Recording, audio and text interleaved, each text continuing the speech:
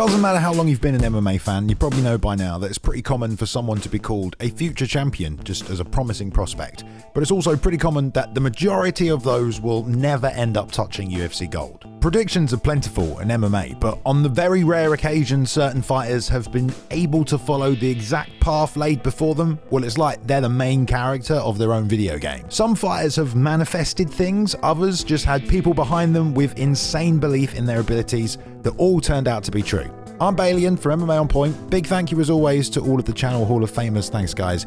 And these are 10 fighters who fulfilled their own prophecy. Number 10, Bas Rutten. There was a lot of unknown territory back in the 90s when Bas was getting into mixed martial arts, but much of the massive success he had in his career was actually predicted by none other than his wife. He got his start on the Dutch kickboxing scene and quickly became a national star, but after taking a fight he probably shouldn't, that would all change. Then all the people start saying, see, I always said that he cannot fight. I said, okay, I'll fight another fight. Bas started to get a bit disdainful towards these fans, and then when he lost his next fight due to a rule technicality, he was just ready to quit fighting in Holland altogether. But it was his wife who laid out this kind of prediction for him. My wife actually predicted the whole thing, right? I lost the fight in Holland, and I decided never to fight in Holland anymore. They suddenly forgot, and now I was the worst fighter there was, and it hurt me. And she had this weird look in her face one time, and she said, you're going to be a famous fighter in Japan. I go, no, I told you I'm not going to fight anymore. She says, yeah, but you said Holland. You're going to go to Japan. A few years later, and she'd do the same thing, telling Bas he was going to move to the US and would make it in the entertainment business. 2 years later,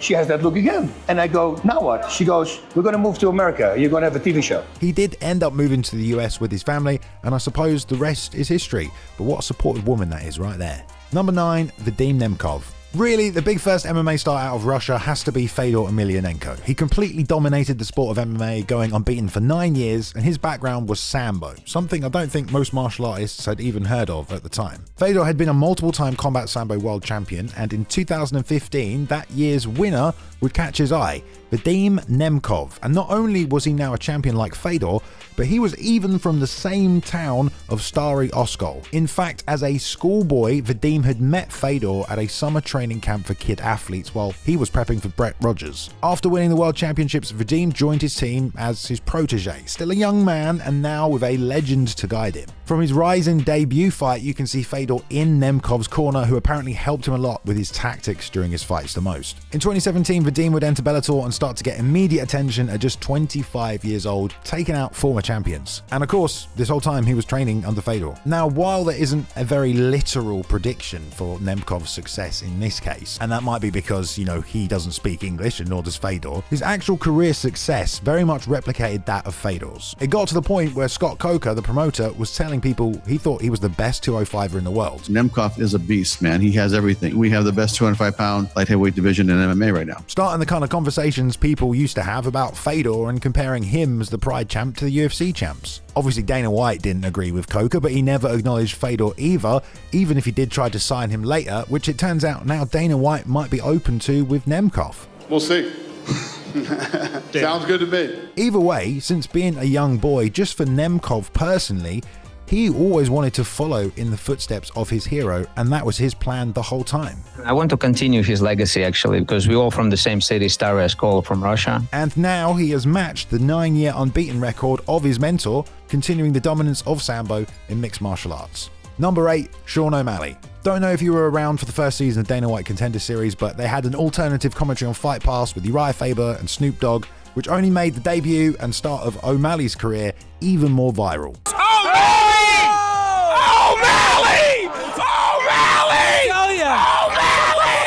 And with that, he basically announced his arrival and the start of, well, the Sugar Show, which was his way of saying, I'm going to take over while getting spectacular knockouts. And at least at first, that was exactly what he was doing. It was highly entertaining and he was picking up performance bonuses. His skill level and appeal to a younger audience definitely made his early growth feel genuinely organic. But the funny thing about Sean's prophecy is, it almost at one point starts to feel manufactured. Fans definitely weren't wrong when they were saying he was given good stylistic matchups for his striking, and after his injury and loss to Marlon Vera, well, the Sugar Show definitely lost a ton of steam. The UFC then giving him another 3 relatively easy opponents after that only made some fans resent Sean even more, but he never promised to make everyone love him, just that he was going to take over. And despite that loss to Cheeto, a very close and a controversial decision with Petr Yan, O'Malley still knocked out the champion and brought the Sugar Show into full realization. You could add to that by looking at the live gate numbers he's pulled, 2 of the biggest in UFC history, but it's debated by some fans because of ticket prices and also other fighters that were on those cards. Either way, that kid who boldly told the world, "Welcome to the Sugar Show," made no promises of how he was going to get there, only that we were about to watch it happen. Number 7, Ilia Topuria.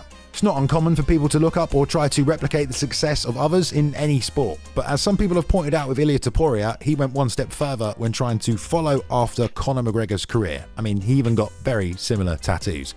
But more than anything, it was clear like McGregor, Topuria was predicting for himself and manifesting for himself not just the belt, but the title of one of the greatest of all time. And you were telling me all these things that was gonna happen. Yo, it's much harder when you're in there with that dude. But then you go out there and you did all that.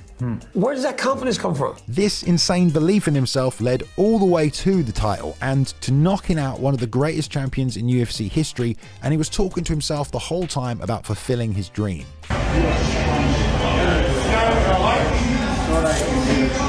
Now, to have a dream to win the championship, that is not uncommon, but Topuria is a guy who, again, literally believes in manifestation. I call this because I knew it. It's a surprise for a lot of people, but for me, it's like I knew it. And the guy went all in on that, and it helped him build one of the strongest and most confident mindsets I think we've ever seen in the sport. I don't need to believe. I first of all believe, and then I see. And of course, he's been pretty much spot on with every prediction he's made. You know, I'm gonna crush him in the first round. Trust me what I'm telling you. In the first round? In the first round, I'm gonna put his lights out. The explanation for Topuria's success is without a doubt his hard work and dedication to the sport, but he 100% thought if he believed hard enough, he'd be able to dream up his perfect life, and so far, well, he's made everything happen. Number 6, Alex Pereira. Now this is an interesting story, and it climaxes with the dethroning of a champion, and it really actually all starts and ends with Israel Adesanya. He watches all my fights, and every time I fight, he'll try and put something out like, I beat this guy. Now, the actual reality of this story is that in 2015, Alex Pereira had already tried his hand at MMA, a whole year before he ever fought Israel Adesanya, so the idea that he was following him into MMA wasn't even true. However, Alex did see that interview, and he told MMA Junkie, "When Israel Adesanya joined the UFC, I started taking a close look because I had an interest in fighting MMA. I felt challenged, and whenever there's a challenge, no one can hold me back. I wanted new challenges, and the UFC was it." But where the prophecy part really kicks in though is at this point, Israel Adesanya was already known for manifesting his own destiny. Looking up at his vision board, and what he had done, he got one of his mates to take a photo of him and superimpose the middleweight UFC championship belt around him. At the edge of his bed, looking up at this vision board going, "I'm the UFC middleweight champion of the world." And he did. He became the champion. And then he created these storylines for himself to follow with his defenses and his opponents. And he'd effectively created this one for himself with Alex Pereira, even though some parts of it weren't technically true, and even though it totally backfired this time. I've cleared the path for him, and yeah, without me, he wouldn't be here. When they fought the first time, Izzy was right that Alex had come for his title in the UFC, but wrong when he thought it was going to be him that came out victorious. Of course, in the rematch, the story was flipped completely the other way. It's an all-time great rivalry, and there's plenty of prophecies being fulfilled. Number 5, BJ Penn.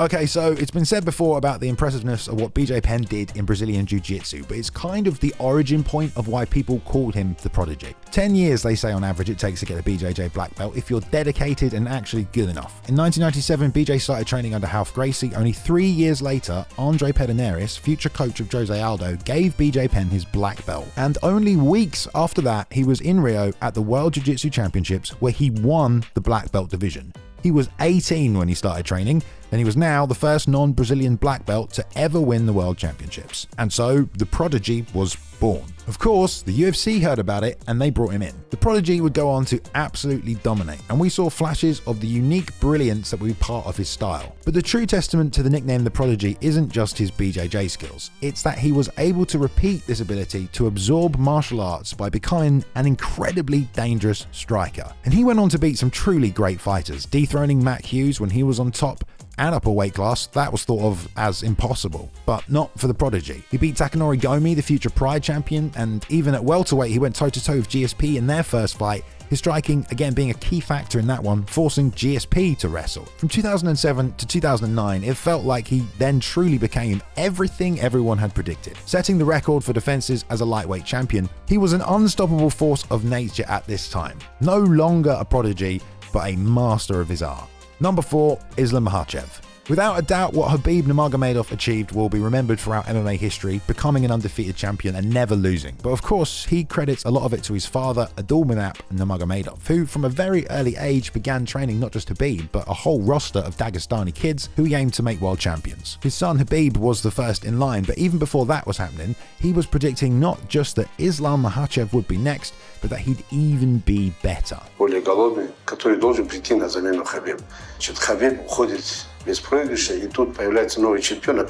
2015, he'd given an interview to All Boxing stating, "This boy has been training with me since he was 6 or 7 years old. He has a very correct tactical mindset, a very competent guy, physically gifted and has good striking technique. At his age, he is even better than Khabib. This guy will show himself. You will see." I was watching video from about 18 years ago where Khabib was talking you were going to be competing in the World Sambo Championship. Did you believe then that Khabib would be champion and you would be champion in the UFC? For sure. When Khabib was like, you took the belt, and I understand, I can do. I did same things, training with him all life. This is why they always talk about father's plan coming to fruition.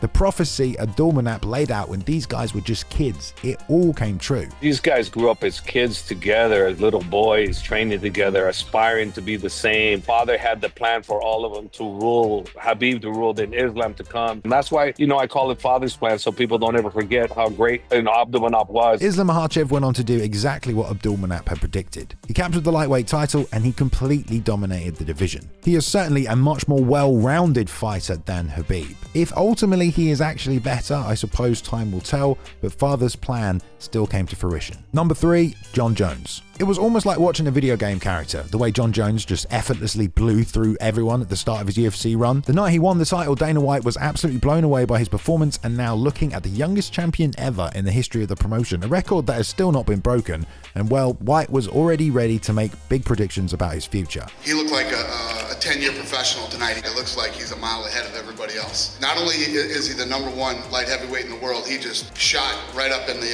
pound for pound. And he was not the only one saying stuff like this. I just went back and I was talking to Shogun. Shogun said the kid's amazing. That kid is an incredible athlete and an amazing fighter. What happened next was everything Dana had said. Jon only got better. He only continued to prove he was levels above everyone else, and White saw his future get even brighter. Jon Jones is without a doubt one of the greatest talents we've seen in this sport in a long time. There's no doubt he's on his way to being one of the greatest maybe of all time. Now those predictions were all coming true, but he also said something else. And we've had some rocky roads, we'll put it that way. If you ask me, maybe Dana knew the rumors about Jones's party lifestyle, even famously stating, "Only Jon Jones can beat Jon Jones." And of course, he was right again. Subsequently, over the years, he just got into more and more trouble outside of the cage. Really, Jon fulfilled 2 prophecies. Picked out and crowned as the youngest champion ever, he went on to become arguably the greatest of all time. All that fame and money at such a young age, all of the predictions about what might happen as a result, also kind of came true. Number 2, Conor McGregor. Of course, most people know that from day one, the Notorious was set out to do something that at the time most people thought, even in Ireland, was impossible. Without a doubt, you will see me on the UFC in the near future. No one from Ireland had ever gotten a win in the UFC, but he manifested 2 Cage Warriors world titles and made that goal a reality. I mean, and I've gone in and I've held 2 belts at the same time, but at the end of the day, you can say it all you want. It's about going in and showing it. The first major milestone, promising to bring the UFC back to Ireland and following through. in a literal sense, he also started to predict which round he was now going to KO his opponents, like Dustin Poirier. I don't just knock them out, I pick the round. He even said that the Jose Aldo fight would be over in one exchange for months, and it pretty much was. McGregor had also said he wanted to be the biggest star in the sport, and he made that happen as well, becoming the first MMA fighter to get on the Forbes top 10 earning athletes. But if you ever wanted to see an example of a man who got everything he ever wanted, and he even had to work hard for it, it's clear that it came with its price. There have been darker parts to his life and his career, but Conor had literally been from a young age manifesting all of this for himself. Number 1, Rorion Gracie. You might think that the Gracie's plan to take over the world of martial arts was constructed for years, but as Rorion Gracie, the first Gracie to come over to the US, tells it almost got all started by accident. I started teaching jiu-jitsu very young, and when I was about 17 years old, I had saved enough money. I decided to come to the States to spend a month vacation here. But while staying in the US, his return ticket home and wallet would be stolen. So they told me this was going to take 6 months to make sure nobody used my ticket. So I had no money, didn't speak English, no ticket, and no cash. He ended up flipping burgers at a White Castle, asking for a spare change so they could eat, and sleep in a newspaper on the sidewalk. Like that year that I spent in America, I went back to Brazil, and all I could think about is returning to the United States. Is when I decided to make my move in 1978 to finally come to America with the objective this time of teaching jiu-jitsu. Rorion wanted to spread the word, believing everyone would love jiu-jitsu and obviously show how effective his family's martial art was. And that's when I had a chance to put a mat on my garage. And everybody I met, I invited for a free class on my garage in Hermosa Beach. If you bring a friend, I'll get you another free class. If you bring 10 friends, I'll get you 10 free classes. My karate instructor or kung fu instructor is now jealous that I'm doing jiu-jitsu with you and no longer training with him. He wants to challenge you to a fight. He thinks jiu-jitsu is useless and he wants to beat you up to prove that this stuff is better. I said, well, bring him in.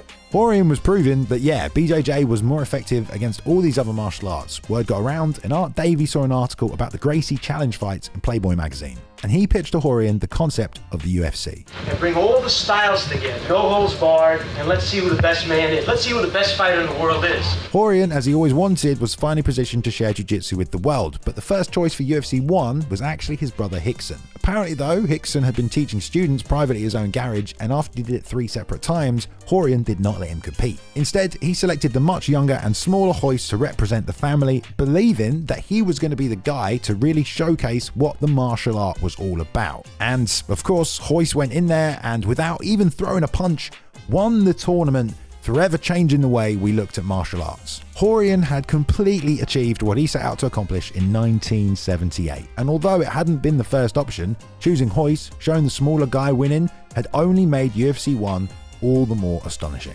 I proved my point, that's for sure.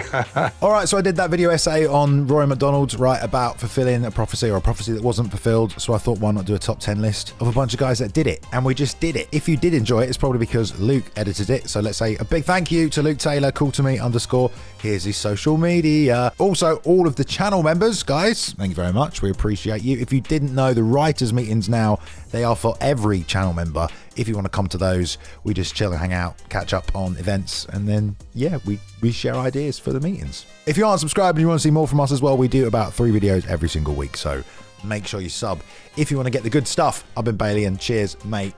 See you later.